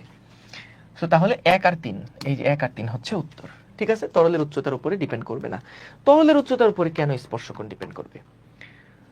ঠিক আছে, স্পর্শকোণটা তো ধরো আমি যদি একটা কাঠের উপরে বা একটা কাচের উপরে পানিকে ফেলে দেই, তাহলে একটা স্পর্শকোণ যে হচ্ছে, এখানে উচ্চতা পাইলো কই? উচ্চতার কোনো ব্যাপার স্যাপার কিন্তু এখানে নাই। বুঝতে পেরেছেন? গুড। আসেন, যদি স্পর্শকোণ 90 এর বেশি হয় তাহলে পৃষ্ঠ কেমন হবে? অর্থাৎ স্থূলকোণ যদি হয় তাহলে পৃষ্ঠ কেমন হবে? উত্তল হবে না? উত্তল হবে, উত্তল। ওই যে পারদের কথা চিন্তা করে দেখো, পারদের কথা চিন্তা করে দেখো, এই যে এটা কিন্তু এরকম হয়। আচ্ছা, ওই যে 118 যেটার উত্তর আনলাম না, এইটা কিন্তু সাবধান, এখানে এইচ এর মান কিন্তু মাইনাস বসাইছি আমি, এইখানে কিন্তু এইচ এর মানটা মাইনাস বসাইতে হবে, কারণ ওটা তো অবনমন, অবনমন বলে এইচ এর মানটা কিন্তু মাইনাস দিয়ে বসাবা, না হলে কজের মান 118 পাবা না, এটা খেয়াল রেখো। আচ্ছা, গেল ভাইয়া, গেল গেল। আচ্ছা, এটা দেখি, তরল এবং কঠিন পদার্থের মধ্যকার স্পর্শকোণ নিচের কোণটা হলে ভেজাবে না। এই যে ভেজাবে না স্থূলকোণ হলে, সহজ, দেখো বোর্ডের প্রশ্ন। রূপা, রূপা মানে কাঁচ, আর বিশুদ্ধ পানির মধ্যকার স্পর্শকোণ কত ডিগ্রি? 0 ডিগ্রি। কারণ রূপার সাথে পানিটা এমনে করে লাগানো থাকে, এমনে করে লাগানো থাকে। এই যে স্পর্শবিন্দু বক্র তরল তলে কঠিনের সাথে তরলের ভিতরে 0 ডিগ্রি কোণ উৎপন্ন করছে। ওকে, ছবিটা থাকুক। স্পর্শকোণ 120 ডিগ্রি হলে কৈশিক নলে তরল উপরে উঠবে? জি না, 120 ডিগ্রি হলে নিচে নামবে। 2 হচ্ছে উত্তর। সহজ। গ্যাসের সান্দ্রতা গুণাঙ্ক তাপমাত্রার সান্দ্রতা, গ্যাসের যদি হয় ভাইয়া, গ্যাসের যে সান্দ্রতা সেটা হচ্ছে তাপমাত্রার সাথে সমানুপাতিক, সেটা হচ্ছে তাপমাত্রার সাথে সমানুপাতিক। শুধু সমানুপাতিক না, এটা হলো বর্গমূলের সমানুপাতিক। দাঁড়াও, এগুলো এই ইয়াতে আছে, বইয়ের মধ্যে এগুলো জ্ঞানমূলক প্রশ্ন, একটু দেখে নি। দাঁড়াও, এটা কি আসলেই বর্গমূলের সমানুপাতিক কিনা একটু দেখে নি। দাঁড়াও, এটা দিয়ে কোনো ম্যাথ ট্যাথ নাই, কিন্তু সম্ভবত এটা বর্গমূলের সমানুপাতিকই হবে। কোথায় প্রশ্ন তুমি? তোমাকে তো খুঁজে পাচ্ছি না। হ্যাঁ, বর্গমূলের সমানুপাতিক। ঠিক আছে, এটা খেয়াল রেখো, এটা জাস্ট জ্ঞানমূলক প্রশ্ন কিন্তু। ওকে, তারপরে সান্দ্রতা কার ধর্ম? সান্দ্রতা তরলেরও ধর্ম, বায়ুরও তো ধর্ম বাবা। বায়বীয় তরল পদার্থ দুইটারই ধর্ম কিন্তু এটা। এই দেখো টাইপিস্ট করছেটা কি, দেখো করছেটা কি, দেখো লোকটা তো না পোলাডা। ওরে খাইছি আমি। আসো, বৃষ্টি ফোঁটা বাতাসের মধ্যে দিয়ে পড়তে থাকলে দূরত্ব বনাম বেগের লেখচিত্র প্রকৃতি কোনটা হবে? বলতো, যখন উপর থেকে নিচের দিকে পড়বে তখন কিন্তু একটা সময় পরে তার বেগটা কনস্ট্যান্ট হয়ে যাবে, একদম ধ্রুবক হয়ে যাবে। সো বলতো, বেগ কনস্ট্যান্ট আছে কোথায়? এই যে বেগটা দেখো ধ্রুবক হয়ে গেছে, দূরত্ব বাড়বে কিন্তু বেগটা ধ্রুবক থাকবে। ডি হচ্ছে তাহলে আনসার। এত ব্যাসার্ধের একটা লোহার বল কোন তরলের ভেতর কিছুক্ষণ পড়ার পরে এত ধ্রুব বেগে পড়তে থাকে, লোহা এবং তরলের ঘনত্ব দেওয়া আছে, তরলের সান্দ্রতাঙ্ক কত হবে? এই খাইছে, সূত্র তো ভুলে গেছি মনে হচ্ছে। কি জানি ছিল, আমাকে একটু হেল্প করো তো। ওই যে অন্তবেগ সমান সমান কি জানি ছিল সূত্রটা? হ্যাঁ হ্যাঁ, ওই যে 2r², তারপরে rho S minus rho L into G divided by 9 eta. রাগ করলা না ভাইয়া? তাহলে আমাদের অন্তবেগ দেওয়া আছে, বলছে সান্দ্রতাঙ্ক কত বের করতে। দেখো, সূত্র ভুল লিখলে কিন্তু সব ভুলে যাব। সূত্র ঠিক লিখছি তো? সূত্র ঠিক লিখছি তো? দেখো 2r², আর লিখবো না এগুলো, হিসাব করে দেখি। 2r² আছে, rho S minus rho L, তাই না? রো এস মানে সলিডেরটা 7.8 ইন্টু 10⁻³ 10⁻³ মাইনাস হচ্ছে 10⁻³ ওর বেটা 6.8 করলে হতো। আর তারপর জি 9.8 ইন্টু 2 ইন্টু r², আর মানে কত? ব্যাসার্ধ দেওয়া আছে 2 ইন্টু 10⁻⁴²। ঠিক আছে, ডিভাইডেড বাই 9 ডিভাইডেড বাই, আল্লাহ আল্লাহ আল্লাহ, এটা যেন মিলে আল্লাহ, 0.148। আচ্ছা 15 দেওয়া যাবে, অসুবিধা নাই। এক নাম্বারটা মান তো এক নাম্বারের সাথে মেলে। একক কি জানো ভাইয়া? একক তো ভুলে গেছি। আয় হাই, একক তো ভুলে গেছি। হ্যাঁ, 1.5 ইন্টু 10⁻²। ঠিক আছে, এই একক তো ভুলে গেছি। একক জানি কি ছিল? আয় হাই রে, একক তো ভাইয়া ভুলে গেছি। এই যে বেগের নাতি, বেগের নাতি। তো এখানে ইটা সমান সমান কি হবে? এটা হচ্ছে newton divided by metre square into হচ্ছে metre divided by metre per second. So এইটা কাটে দাও, N S per metre square, N S per metre square. এই যে এক নাম্বার হচ্ছে উত্তর। ভুলে গেলে বের করতে পারবা আশা করি। ঠিক আছে, এগুলো নিয়ে প্রেশার নিবা না। পরীক্ষার হলে ভুলে গেলেও, এই যে আমি যেমন ভুলে গেছিলাম, এই যে বের করলাম, তুমি আমার মতন করে বের করে ফেলবা। বুঝছো? ডান। তারপরে আসো পরেরটাতে যাই, দেখো কি বলছে। আচ্ছা, বলছে যে ভাই নিচের কোন সম্পর্কটা স্টোকসের সূত্র? 6πr ইটা ভি, আর ইটা ভি, ওমা আর ইটা ভিও তো এখানেও আছে, মানে মানে মানে আচ্ছা এটা হবে না শিওর, পাই নাই ওর মধ্যে। পায়ের সাথে তো সম্পর্কিত না আসলে। পারফেক্ট হচ্ছে আর এর সাথে সম্পর্কিত, ইটার সাথে সম্পর্কিত, ভি এর সাথে সম্পর্কিত, এটার সাথে এটার পার্থক্যটা কি? হাই হাই, স্টোকসের সূত্র কোনটা? নিচের কোন সম্পর্ক স্টোকসের সূত্র? দাঁড়াও দাঁড়াও, এইখানে মনে হচ্ছে আমার গুণধর টাইপিস কিছু একটা করেছে। ইটা ভি, ইটা ভি কোথায়? বেটারে কইলাম যে তুই ভাই একটু আস্তে ধীরে কর। না, ওদের চাইছি যে দ্রুত দেওয়ার জন্য বলছি, কিন্তু দেখি সকাল 6টার সময় দিয়ে দিছে কেন? তুই একটু আস্তে ধীরে কর, দেখ যে ঠিকঠাক আছে কিনা, একটু চেক দে, প্রুফ চেক দে। না, একবারে দিয়ে দিছে। দেখি তো কি, আর এই সর্বনাশ! প্রশ্নের মধ্যে ছিল এটা পাই ইটা ভি, এটা ছিল পাই ইটা ভি। মানে যা হোক, আমাদের সমস্যা নাই, এটা প্রশ্নের সমস্যা, টাইপিস্টের সমস্যা, টাইপিস্টের সমস্যা। ঠিক আছে, গেল। তারপরে আসো, এত ব্যাসার্ধের গোলক তরলের ভিতর এত বেগে চলছে, ওই তরলের সান্দ্রতাঙ্ক এত হলে সান্দ্র বল কত? এই যে বাবা, সান্দ্র বল সমান সমান 6 পাই ইটা ভি, সবকিছুই দেওয়া আছে।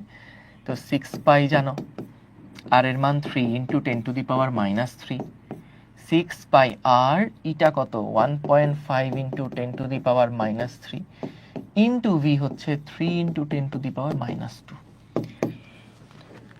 তাইলে 6 pi into 3 into 10⁻³ into 1.5 into 10⁻³ into 3 into 10⁻², 2.54 10 আলহামদুলিল্লাহ, আসছে আসছে, উত্তর আসছে, উত্তর আসছে রে, উত্তর আসছে, উত্তর আসছে রে, উত্তর আসছে। গ নাম্বার, আয় হাই, 2.54 ইন্টু 10⁻6। না ঠিকই আছে, আমার গুণধর, আমার গুণধর টাইপিস্ট, সে ক্ষয়ের অপশন গতে দিছে, গয়ের অপশন খতে দিছে, তাছাড়া উত্তর সংখ্যাগত ঠিকই আছে। না, একে নিয়ে আমি কোথায় যাব? বৃষ্টির পানির একটা ফোঁটা বায়ুর মধ্যে দিয়ে পতিত হচ্ছে, ফোঁটাটার অন্তবেগ 1.5 সেন্টিমিটার পার সেকেন্ড, বায়ুর সান্দ্রতা এত, বায়ুর ঘনত্ব এত, পানির ফোঁটার ব্যাসার্ধ কত? আচ্ছা, অন্তবেগের অঙ্ক, ঘনত্বটা দেওয়া আছে, সান্দ্রতা তো কিছু চাই নাই, তাইলে আমাদের অন্তবেগ দেওয়া আছে, যেহেতু ভি সমান সমান 2r², দেখো rho S minus rho L into G divided by 9 eta. এখন ভাই, রো এলটা তো ছিল যেই তরলের মধ্যে দিয়ে বস্তুটা যাচ্ছে সেই তরলের ঘনত্ব, তো আমাদের এখানে যাচ্ছে বস্তুটা বায়ুর মধ্যে দিয়ে, সো বায়ুর ক্ষেত্রে ঘনত্বটাকে আমি একেবারে ইগনোর করতে পারি, বায়ুর যে ঘনত্বটা সেটাকে আমি ইগনোর করতে পারি পানির ঘনত্বের সাপেক্ষে। ঠিক আছে, সো পানির এই এস এ, এস মানে কোনটা, এখানে এস মানে ছিল ওখানে বস্তুর ঘনত্বটা, কিন্তু আমাদের এখানে ওই বস্তুটা হচ্ছে গিয়ে তরলটা। তাহলে তরলটা যখন এই পানির মধ্যে দিয়ে পড়বে, তরলটা যখন এই বাতাসের মধ্যে দিয়ে পড়বে, তখন এই যে মিউ এস বলতে আমরা তো বস্তুর ঘনত্বটাকে বুঝি, তাহলে সেটা হবে 10⁻³ আর বাতাসের ঘনত্ব কত 1 point something KG per metre cube, so ওইটা তো আমাদের প্রায় এটার কম্পারেটে, মানে এটার সাথে কম্পেয়ার করলে একদম জিরো টাইপের, সো এই জন্য ওটাকে আমরা ইগনোর করতেছি। আচ্ছা, সো এইখানে দেখি আমাদের 2r² দেওয়া, আর এর মান কত, আর এর মান, ও আল্লাহ, আরই বের করতে বলছে, কি একটা অবস্থা। তাহলে r² সমান সমান 9 eta V divided by 2 rho S G. তাহলে কি আসে দেখি, ইটার মান, ইটা কই বাবা, 1.8 ইন্টু 10⁻⁻⁴, ভি এর মান দেওয়া আছে 1.5 সেন্টিমিটার পার সেকেন্ড, মিটারে কনভার্ট করলে 10⁻⁻, মানে 100 দিয়ে ভাগ করে দিব মিটার নিতে গেলে, আর বায়ুর ঘনত্ব বলে দিছে 1.21 ইন্টু 10⁻⁻3। আচ্ছা, বায়ুর ঘনত্ব আমাদের লাগবে না, এখানে হচ্ছে রো এস যেটা 10⁻³ ইন্টু 9.8।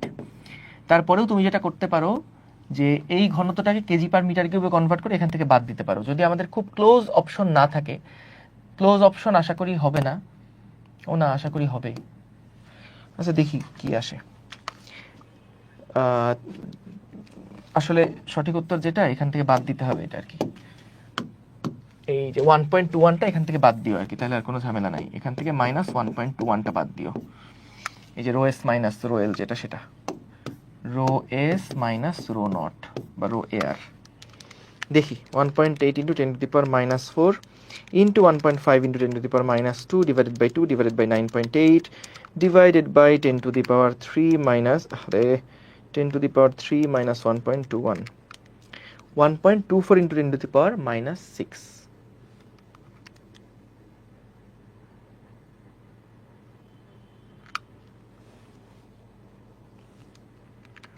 1.8 ইন্টু 10⁻⁴, সান্দ্রতা সহগ দেওয়া আছে এসআই এককে। ওকে, লিখলাম 1.5 ইন্টু 10⁻²। এটি কি দেওয়া? মিটার পার সেকেন্ড দেওয়া আছে। Okay, divided by 2 divided by 9.8 divided by 10⁻³ - 1.21। এইটারে স্কোয়ার করলে তো আসতেছে 3.52 ইন্টু 10⁻⁻, এত আসে। কি রে ভাই?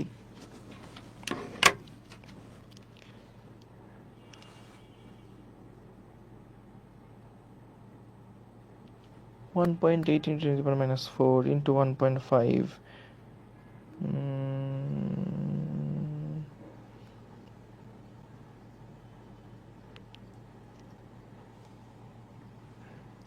এখানে সবগুলো সেন্টিমিটারে করছে, কিন্তু আমি এগুলাকে মিটারে কনভার্ট করে নিলাম, অসুবিধা কি?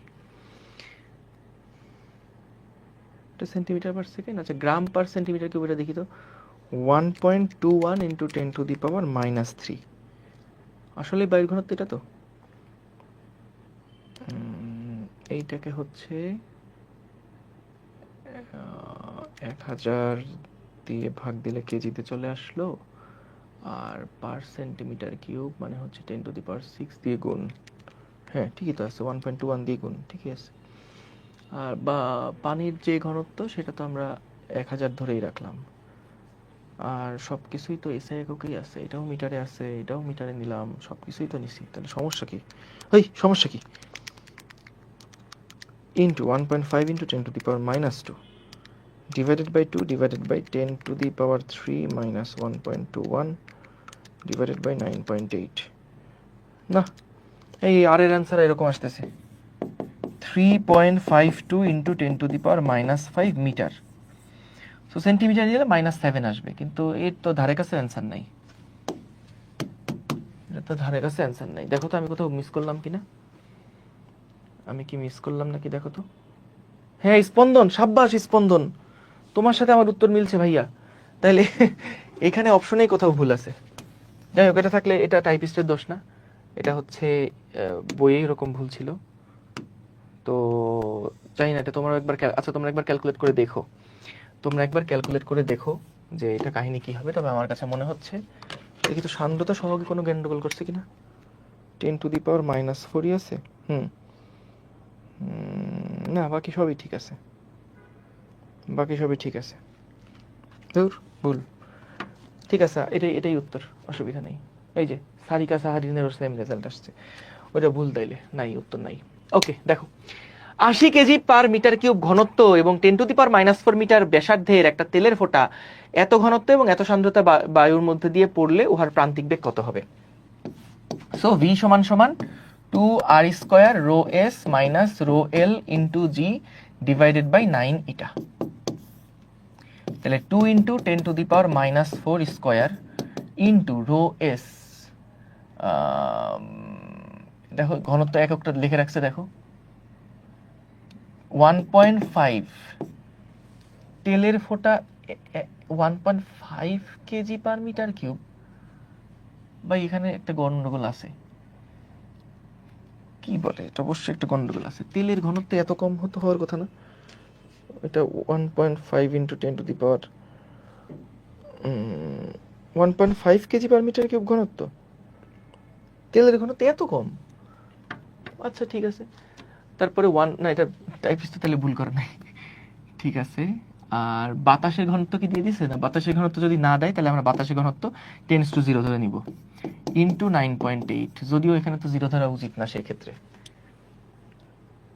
বাতাসের ঘনত্ব 1 ধরে নেই, 1 1.21 ছিল যদিও, তারপরে 1 ধরে নেই, কারণ এটার তুলনায় তো আর এটা নেগলিজেবল না, ডিভাইডেড বাই 9 ইটা। ইটার মান হচ্ছে 1.85 ইন্টু 10⁻⁻5। দেখো তো কি আসে, 0.5 into 9.8 into 10⁻⁻⁴ square into 2 divided by 9 divided by 1.85 10⁻⁻5। এটা আসতেছে, আসে না, উত্তর হয় না। আমার অঙ্ক মেলে না, সবার অঙ্ক মেলে, আমার অঙ্ক মেলে না। ও হায় হায় হায় হায় হায় হায় হায় হায়, কামটা করছি কি সর্বনাশ, এটা তো তেলের ঘনত্বই না, এটা তো বায়ুর ঘনত্ব দেওয়া আছে। কি অবস্থা আমার, এই যে তেলের ঘনত্ব দেওয়া আছে 800, তাই তো কই কি রে ভাই, তেলের ঘনত্ব, তেলের ফোঁটায় এত ঘনত্ব কেমনে হয়? এটা হলো বায়ুর ঘনত্ব, এটা হচ্ছে তেলের ঘনত্ব। সি সি সি সি, শেষ, বয়স শেষ, শেষ কাহিনী, আসলে আর দেখে লাভ নাই। 9.4 ইন্টু 10⁻⁻1 0.94, এই যে এটা হচ্ছে আনসার আসে।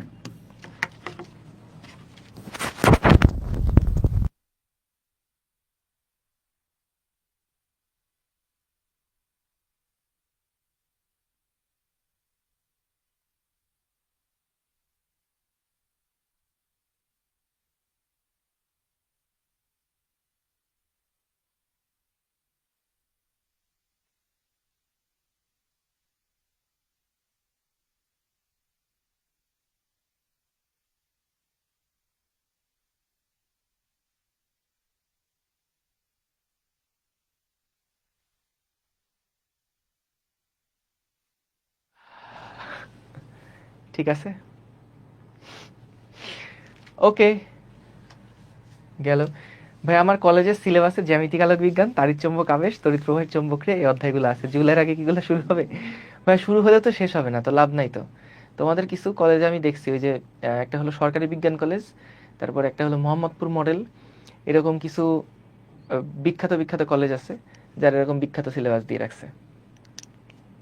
হুম, আচ্ছা, এই এটা কি বুঝতে পারছো, এটা কি বুঝতে পারছো বলো তো, এটা কি কাহিনী হয়েছে? আমাদের আসলে ঘনত্ব যেটা, এটা তেলের ঘনত্বটাই দেওয়া ছিল 800, আর এই যে ঘনত্বটা কেজি পার মিটার কিউব, এই ঘনত্বটা হচ্ছে গিয়ে আমাদের ওই যে যেইটার মধ্যে দিয়ে মানে তেলটা পড়তেছে, বায়ুটার মধ্যে দিয়ে তেল পড়ছে না, তো বায়ুটার যেই সান্দ্রতা সেটা হলো এত, আর বায়ুটার ঘনত্ব হচ্ছে এত, তাহলে প্রান্তিক বেগ কত হবে? সো বেগের ভ্যালু আমরা এখান থেকে ক্যালকুলেট করে বসাই দিলাম। ঠিক আছে, ডান, ক্যালকুলেশন মিস্টেক। ভিসি হলো সংকট বেগ, ইটা হলো তরলের সান্দ্রতাঙ্ক, রো হচ্ছে ঘনত্ব, এবং নলের ব্যাসার্ধ এত হলে কোন লেখচিত্রটা সঠিক? সংকট বেগ মানে হচ্ছে ওই যে ইয়া বেগটা আর কি, অন্তবেগটা। এটা সূত্র ছিল 2r² rho S minus rho L into G divided by 9 eta, 9 eta. So এখানে দেখো ভিসি এর সাথে রো এর সম্পর্ক, ভিসি এর সাথে রো এর সম্পর্ক তো একরকম আছে, কিন্তু এটা রো এস না রো এল কিছু বলে নাই। আচ্ছা দেখি আরো বেটার অ্যান্সার আছে কিনা। 1/r, না আর এর সাথে এটা সম্পর্ক নাই, 1/r এর সাথে তো সম্পর্ক নাই, আর স্কোয়ারের সমানুপাতিক এটা।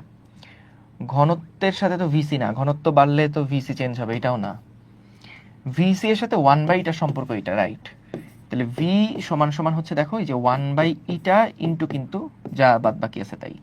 তাহলে ভিটাকে ওয়াই অক্ষ বরাবর নিলাম, এইটাকে এক্স অক্ষ বরাবর নিলাম, আর এটা হচ্ছে তার সাথে গুণ এম, তাহলে Y is equals to M X. ঠিক আছে, ডি হচ্ছে তাহলে অ্যান্সার। গেল। সান্দ্রতা গুণাঙ্কের মাত্রা কোনটা, দেখবা এগুলা, কোনটার সান্দ্রতা সবচেয়ে বেশি? 100 গ্রাম ভরের একটা বস্তু তরলের মধ্যে পড়ে, তার উপর ক্রিয়ারিত প্লবতা, ক্রিয়ারত প্লবতা বল এত হলে সান্দ্র বল কত হবে? আচ্ছা আচ্ছা আচ্ছা আচ্ছা, বুঝতে পারছি বুঝতে পারছি। দেখো, যখন এত গ্রাম ভরের একটা বস্তু তরলের মধ্যে পড়বে, তখন তার নিচের দিকে বল কাজ করবে এমজি, আর প্লবতা বল হচ্ছে 0.981 নিউটন। তো আমাদের বলো তো কোনটা বেশি? এম এর মান হচ্ছে 0.1 ইন্টু 9.8। ও আল্লাহ, সান্দ্র বল তো থাকবেই না, কারণ এটাও তো 9.8, এই যে এটা হচ্ছে 0.98। তাহলে বস্তুটা তো গতিশীল হবেই না, কারণ প্লবতা বল যা, এমজি বল তাই। তাহলে বস্তুর বেগ শূন্য, বেগ শূন্য হয়ে গেলে সান্দ্র বল শূন্য, সান্দ্র বল শূন্য। ঠিক আছে, ঠিক আছে, ওকে। না ভাই আর ম্যাথ করানো লাগবে না, এই যে ম্যাথ তো এখানে যেটা করছি এটা তো বুঝছোই, এই যে এখানে তো আলাদা কিছু না, সবগুলাই তো ডেটা কোনটাই কি বসাচ্ছি এটা তো বুঝতেই পারছো। যে ধরো 1.5 KG metre, 1.5 KG per metre cube ঘনত্ব বিশিষ্ট একটা তেলের ফোঁটা, সেটা একটা তরলের মধ্যে দিয়ে পড়তেছে, একটা তেলের ফোঁটা একটা তরলের মধ্যে দিয়ে পড়তেছে, বায়ুর মধ্যে দিয়ে পড়ছে। সো তেলের ফোঁটাটার যে আমাদের ঘনত্ব সেটা হলো 80, সেটা হলো 800, তেলের ফোঁটার যে ঘনত্ব সেটা হলো 800। আর ওই এত ঘনত্ব বিশিষ্ট এবং এত সান্দ্রতা সহগ বিশিষ্ট যে বায়ুর ঘনত্ব দেওয়া আছে, বায়ুর সান্দ্রতা দেওয়া আছে। ঠিক আছে, তাহলে এখানে যেই ফ্লুইডের মধ্যে দিয়ে পড়বে সেই ফ্লুইডের এখানে আমরা ঘনত্বটা লিখব, এখানে হচ্ছে যেই সলিডটা পড়বে সেই সলিডের ঘনত্বটা লিখব, তারপর 2 × r², 9.89 এটা ইজি। ঠিক আছে, বুঝছো? ঠিক আছে, ওকে। তারপরে দেখো, তরলের মধ্যে পরন্ত কোনো বস্তুর অন্তবেগ বনাম সময়ের লেখচিত্র অঙ্কন করা হয়েছে। অন্তবেগ বনাম সময়ের লেখচিত্র অঙ্কন করা হয়েছে।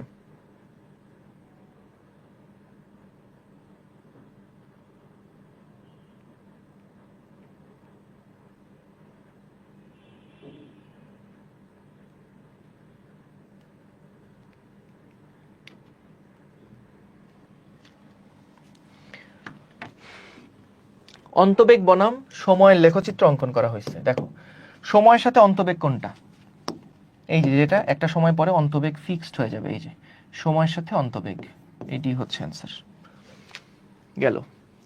পয়েস কিসের একক? সান্দ্রতা গুণাঙ্কের একক।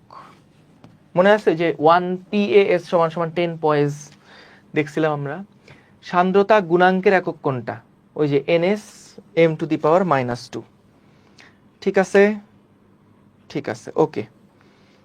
সো আমাদের মোটামুটি এই টাইপের অঙ্কগুলো তো আমরা করছিলামই। এই যে দেখো, 200 মিলিমিটার ব্যাসার্ধের একটা ধাতব গোলক একটা তরলের মধ্য দিয়ে এত মিটার/সেকেন্ড বেগে পড়ছে, সান্দ্রতাঙ্ক এত, সান্দ্র বল কত বের করো। ডিরেক্টলি আমরা এখানে 6πr⁴ বসাই দিব। ঠিক আছে, ডিরেক্টলি 6πr⁴ বসাই দিব। তারপরে হচ্ছে আর কি আছে দেখি, পানির ভেতর দিয়ে এত মিটার ব্যাসার্ধের একটা বায়ু বুদবুদ উপরে উঠছে, পানির সান্দ্রতাঙ্ক এত, পানির ঘনত্ব দেওয়া আছে এত, পানির ঘনত্বের তুলনায় বায়ুর ঘনত্বকে অগ্রাহ্য করো, তাহলে বুদবুদটার ঊর্ধ্বমুখী বেগ নির্ণয় করো। দেখো এখানে কি বলছে, একটা পানির মধ্যে একটা বুদবুদ আছে, পানির মধ্যে একটা বুদবুদ আছে। সো পানির ভেতর দিয়ে এটার যে ব্যাসার্ধ, সেই ব্যাসার্ধ দিয়ে দিছে 10⁻⁻5 মিটার। একটা বায়ু বুদবুদ উপরের দিকে উঠছে, হ্যাঁ। তো পানির সান্দ্রতাঙ্ক দেওয়া আছে ইটা = 10⁻³ NS m⁻²।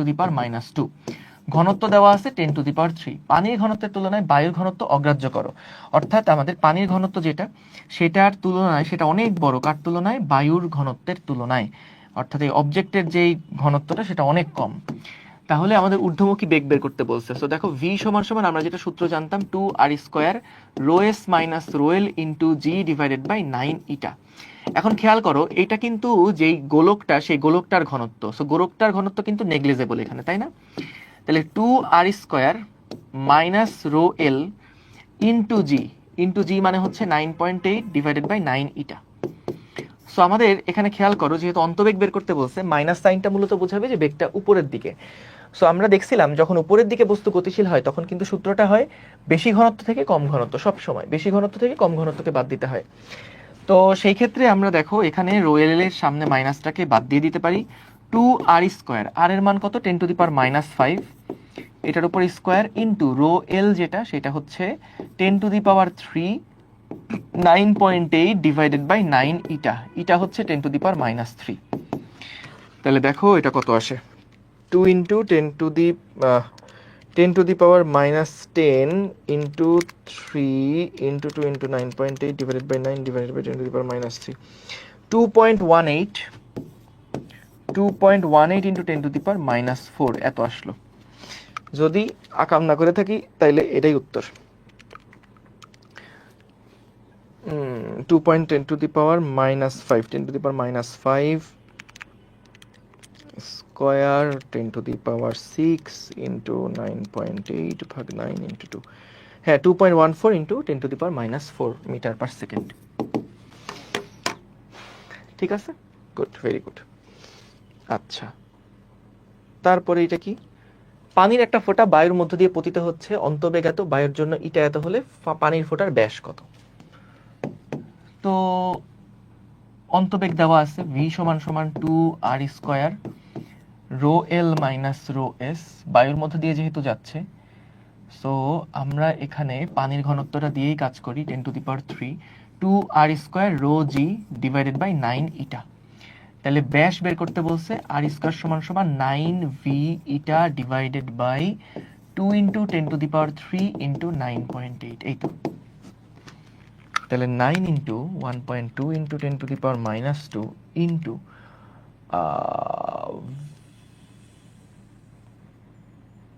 1.8 into 10⁻⁵ divided by 2 divided by 10⁻³ divided by 9.8, এটাকে রুট করলে আসতেছে 9.96 ইন্টু 10⁻⁻6 মিটার। এটা ব্যাসার্ধ, তাহলে এটাকে 2 দিয়ে গুণ করে আমরা ব্যাসটা পেয়ে যাব। দেখো ক্যালকুলেশন ঠিক আছে কিনা। 9 into 1.2 into 10⁻² into 1.8 into 10⁻⁵ divided by 2 divided by 10⁻³ divided by 9.8, root করলে আসতেছে 9.96 ইন্টু 10⁻², এটাকে 2 দিয়ে গুণ করলে 1.99 ইন্টু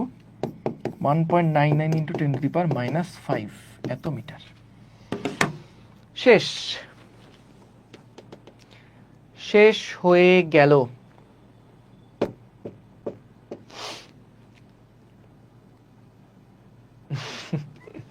ঠিক আছে স্পন্দন সাহা, তুমি আজমাইনের সাথে একটু যোগাযোগ করো, টাইপ করতে চাইলে আজমাইনের সাথে যোগাযোগ করো। ঠিক আছে, সো আমরা তাহলে এটা দেখে ফেললাম। আমাদের যত টাইপের এমসিকিউ ছিল আমরা শেষ করছি, আমাদের যত টাইপের সিকিউ ছিল আমরা সেগুলা শেষ করছি। ঠিক আছে, সো এখন তোমাদের কাজ হচ্ছে সাইকেলের যে বইটা আছে সেই বইটা একবার খুলে দেখো। সাইকেলের বইয়ের মধ্যে আরও যত টাইপের সিকিউ এমসিকিউ প্রবলেম আছে সেইগুলো সব এক পাশ থেকে সলভ করে ফেলো। ইনশাল্লাহ আমাদের কলেজ বলো বোর্ড বলো এর বাইরে আর কোনো প্রশ্ন নাই। ঠিক আছে, তাহলে তোমাদেরকে সবাইকে জানাচ্ছি ঈদের শুভেচ্ছা, ঈদ মোবারক সবাইকে। তাইলে ঈদের পরে তোমাদের সাথে আবার দেখা হবে ইনশাল্লাহ। তোমাদের অপূর্ব দাদা ক্লাস শুরু করবে চলতরিত অধ্যায়ের উপরে। চলতরিত হচ্ছে ঈদের পরে প্রথম রোববার, মানে সম্ভবত 7 তারিখ। আরেকবার চেক করে আবির ভাই জানাই দিবে তোমাদেরকে। ঠিক আছে, ওকে থাকো তাহলে। ওই তো 7-8 তারিখের দিকে আর কি আবার শুরু হবে। আর এরপরে আমি তো এই চ্যাপ্টারের অ্যাডভান্স যে প্রবলেমগুলো আছে আগে স্থিতিস্থাপকতার অ্যাডভান্স পার্টটা শেষ করব, তারপরে এই প্রবাহিটার অ্যাডভান্স পার্টটা শেষ করবো ইনশাল্লাহ। ঠিক আছে, তোমাদের ইয়ার ফাইনালের সিলেবাস কিন্তু আমরা শেষ করে দিলাম ঈদের আগে। ফার্স্ট ইয়ারের সব সিলেবাস কিন্তু শেষ, সেই সাথে সেকেন্ড ইয়ারের একটা চ্যাপ্টারও শেষ হয়ে গেছে, বড় চ্যাপ্টার শেষ হয়ে গেছে একটা। তো আমাদের ভালোই পেয়েছে আছি আমরা, মাশাল্লাহ অনেকটাই আগায় গেছে। এখন আমাদের টার্গেট হচ্ছে আসলে ডিসেম্বরের মধ্যে সিলেবাস শেষ করা, নভেম্বরের মধ্যে শেষ করা, অথবা ডিসেম্বর 31 হাইয়েস্ট, ডিসেম্বরের মধ্যে যাতে করে সিলেবাস সব শেষ করে ফেলতে পারি সেই চেষ্টা করব আমরা। ঠিক আছে, তাইলে থ্যাংক ইউ সবাইকে, আসসালামু আলাইকুম, আল্লাহ হাফিজ। আর আজকে দেখি গল্প করতে আসবো না, টাটা, ঈদ মোবারক সবাইকে, আসসালামু আলাইকুম, আল্লাহ হাফিজ।